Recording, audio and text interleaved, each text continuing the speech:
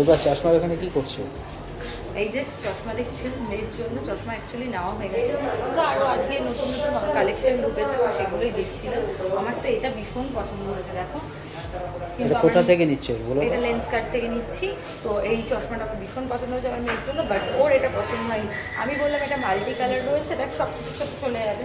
তো ওরা কি, ও কিন্তু নেয়নি, এটা পছন্দ করেনি। ও পছন্দ করেছে, তোমাদেরকে দেখাচ্ছি দাঁড়াও, এইটা।